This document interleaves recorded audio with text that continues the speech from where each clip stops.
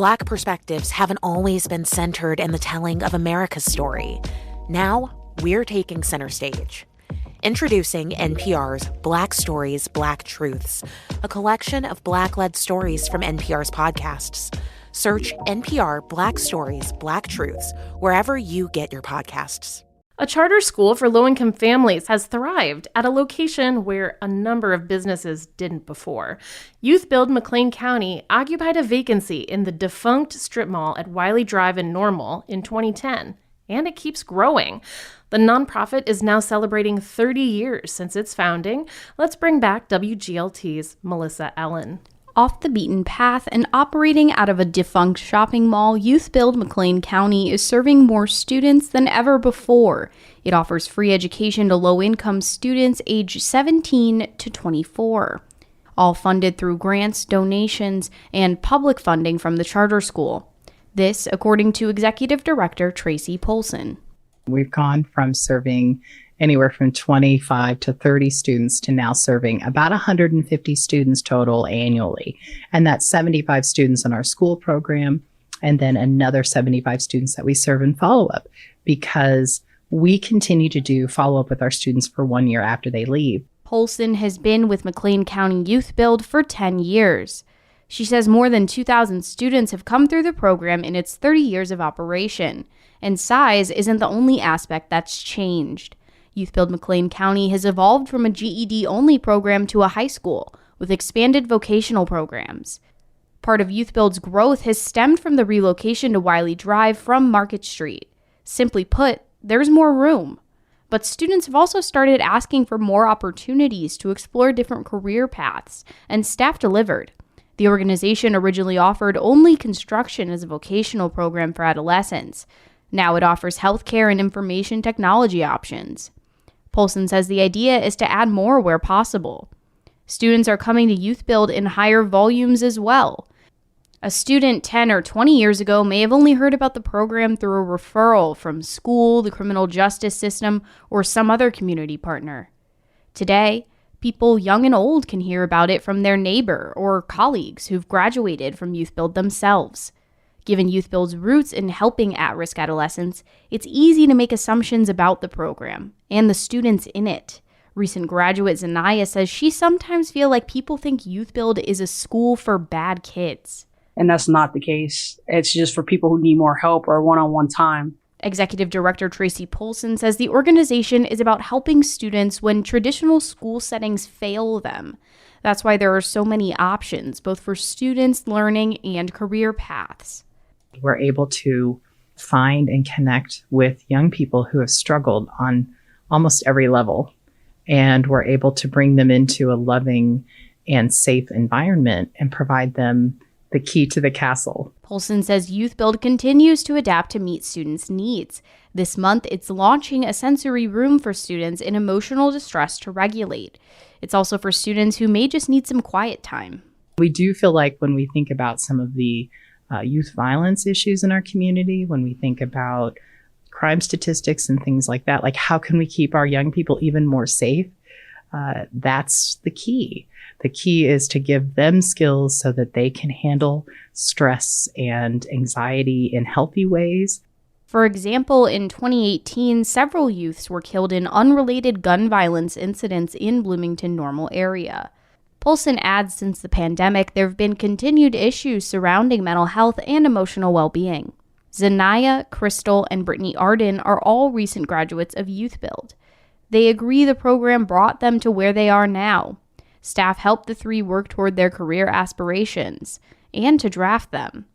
Arden is working full-time and plans to start college classes soon. She says the school helped her meet graduation requirements after being credit deficient.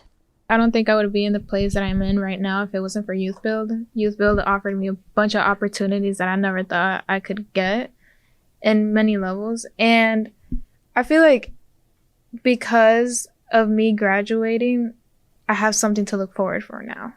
Crystal and Zanaya both wound up graduating a year ahead of schedule.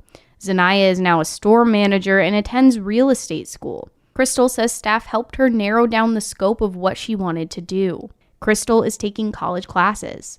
I wouldn't even know what I wanted to be.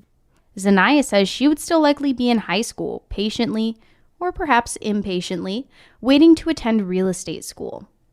All 3 graduates say staff support and encouragement have stuck with them after YouthBuild, partially because they still get checkup calls from YouthBuild's post-secondary education coordinator, but also because it's something they never received from a school setting before. Here's Brittany Arden again. I was going through a lot while I was here, and it was hard for me to focus. It was hard for me to stay focused in my work, and I always just had people around me that are like, you can do this, you got this. For some students, that support never ends. Ryan Dowell and Bertram Gavon are both YouthBuild graduates. They're also currently employed there. Here's Dowell. They never abandoned the graduates. Dowell obtained his GED through YouthBuild in 1996. Now he's the facilities maintenance director and mainly deals in construction, helping students to renovate houses. Dowell says students who've never even touched a hammer and who are learning these skills for the first time give him the most gratification. They get excited. In the 3 decades YouthBuild has done construction, Polson says students have built or renovated more than 200 houses. That's because students aren't just going to classes and going home. They're in the local community, volunteering their time, and not just to construction. When there was a tornado in Washington, Illinois around 10 years ago, Dowell says students were on the scene days later, sifting through rubble and debris. People were amazed out watching us, what we can get done when the young people are motivated. You know, they feel like they have something to work for and a kind of a light at the end of the tunnel. You'd be amazed what a group of young people can get done. And they really showed it that day in Washington. Bertram Gavon is a lead case manager at YouthBuild. He says he sees how volunteer opportunities like this or visits to the Miller Park Zoo positively affect not only the youth in the program, but people's perception of them. It gives the community an opportunity to see the students in a different light, to see young people in a different light. These outings also increase YouthBuild's visibility. Despite YouthBuild's 30 years in McLean County, it's not necessarily well known. Gavon says he was surprised by this. At one point, I thought that everybody knew about YouthBuild just because it's been a part of my life for so long. Gavon says he went through the program, had a brother in it, and put his own son through it. He says he hopes everyone learns the value of YouthBuild. That, after all, is how the program has grown. Even though there's less attention to the program at a local level, Executive Director Tracy Polson says YouthBuild has made its footprint in the national network. There, everyone knows YouthBuild McLean County. Polson adds she'd have trouble turning anyone away from the program and hopes it continues on its current path. This way, more people will realize what's going on at Wylie Drive, just as YouthBuild students like Crystal have. People look at it and it's like, whoa, it's in an abandoned mall. Like, what is this going to be? But it's actually like so much more better with so many more opportunities than what it just is to the naked eye. I'm Melissa Ellen. Melissa Ellen covers mental health as a Report for America Corps member. Report for America places journalists in local newsrooms across the nation to cover underreported topics. Support for WGLT mental health coverage comes from Report for America and Chestnut Health Systems, caring for the community's physical and mental health and celebrating 50 years of service.